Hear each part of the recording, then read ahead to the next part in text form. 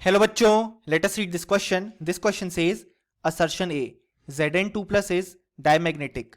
Reason R, the electrons are lost from 4s orbital from Zn2 plus. और हमारे options हैं. Option A, both A and R true and R is the correct explanation of A. Option B, both A and R true but R is not the correct explanation of ए.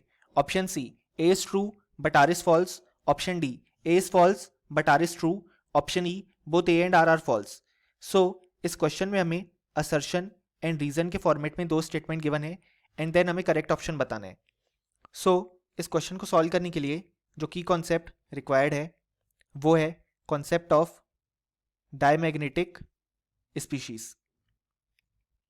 अब यहाँ पे हमारे पास जो diamagnetic species होती हैं वो ऐसी species होती हैं जिनके पास कोई भी अनपेयर्ड इलेक्ट्रॉन्स नहीं होते.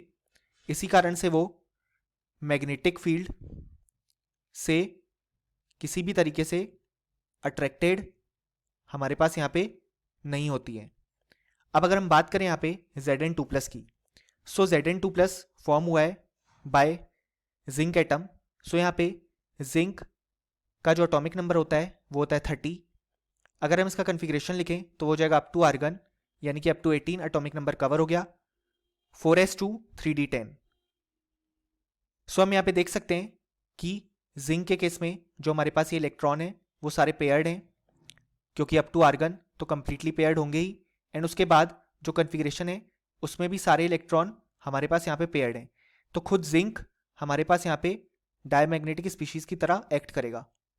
और अगर हम यहाँ पे Zn2 प्लस आयन फॉर्म करते हैं जिंक से, सो वो यहाँ पे होगा आर्गन 18 3d10, क्योंकि हम जानते हैं इलेक्ट्रॉन लूज 4s से होंगे क्योंकि वो ज़्यादा बाहर होगा.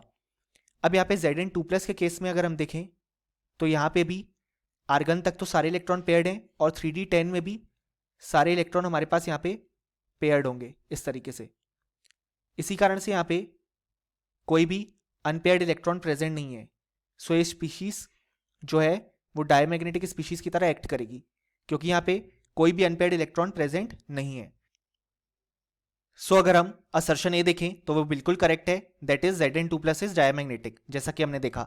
रीजन आर कहता है the electrons are lost from 4s orbital from Zn2 plus. ये इनकरेक्ट है क्योंकि यहाँ पे इलेक्ट्रॉन्स जो हैं वो जिंक के 4s ऑर्बिटल से लूज हो रहे हैं तो जाके Zn2 प्लस फॉर्म हो रहा है, ना कि वो Zn2 प्लस से लॉस हो रहे हैं.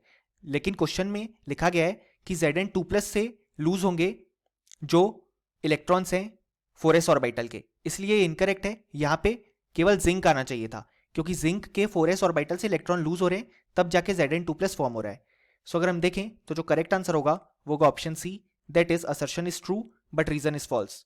और फाइनली हमें बोल सकते हैं कि इस क्वेश्चन के लिए हमारे पास जो करेक्ट आंसर आया वो आया option C. Hope you understood it well. Best of luck.